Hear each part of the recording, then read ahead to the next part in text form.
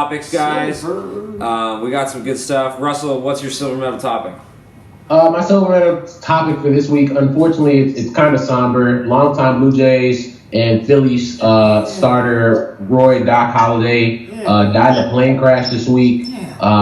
His personal aircraft crashed into the Gulf Coast, and he passed away. What was that? Wednesday? Tuesday? Wednesday? I think it was Tuesday. Tuesday afternoon. It came out that a plane had crashed, and the numbers of the plane were registered to Roy Halladay, and it ended up being him who was who they found. Just a really tragic story. I had a friend of mine that says, "Why do I feel like more athletes pass away and die from off the field things than they ever have?" Yeah. And one thing I told him was this: I don't know if it happens more often now. I just think that now that we're older and we know more about life outside of sports and these athletes outside of sports, this is probably how our parents felt when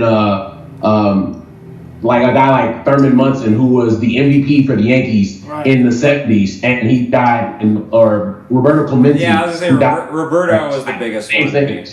Roberto was the Buddy Holly of sports. When he went down, that was truly tragic. Yeah, it felt throughout the sports world. So I think we're kind of getting that feel of how that kind of was. Like, Doc Halladay was a guy people loved around the game of baseball. Yeah. And not to mention he was an amazing pitcher, borderline Hall of Famer. Right. Just a little to list his numbers: 203 victories, only 105 losses, 3.38 ERA, 67 complete games, which in this era of baseball was unheard of. School. When guys were only pitching 5, 6, and 7 innings. He's going out there and giving 9 innings. Only guy to throw 2 no-hitters in the same season, one of which being a perfect game, and another was a no-hitter in the first game of the playoffs, I believe. Yeah. Just a great pitcher. Unfortunate story. You feel for his family, and he had children. So he was a coach of a little league team. Like, this sucks all the way around. Man. It's one of those things. My dad loves to fly. His nephew, one of my uncles, he's a pilot, and it kind of draws people in.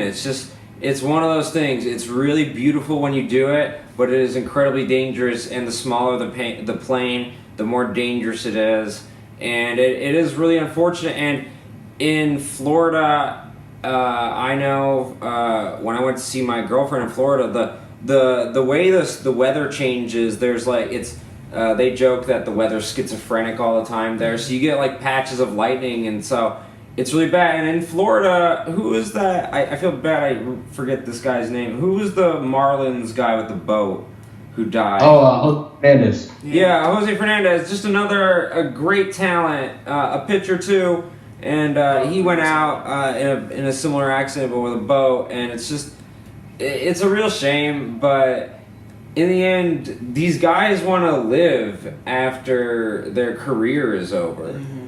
And I know people like this, including my dad, who this is something they would love to do if they had the time and the money. Just fly around all day. It is kind of serene and beautiful, but it is also dangerous, and especially those small planes in these tropical storm areas, it's really dangerous. Yeah. Yeah, prayers up for Roy Halladay's family. I know that's tough. That's tough. And a really, really good pitcher, and like you said, like a throwback, like only like CC Sabathia really reminded me of him, where he could go 9 all the time, complete games. Yeah. So valuable. You think of some of the great pitchers from the early thousands. You think CC with the Indians. You think of Doc Halladay with the Blue Jays. Those are 2 of the workhorse pitchers in the early thousands. Yeah, and wasn't he like really tall and domineering on the mound, kind of like Randy Johnson? Yeah, he was kind of like just like a 6'6" beard, just kind of like a lanky type of guy out there, and was just dominating guys.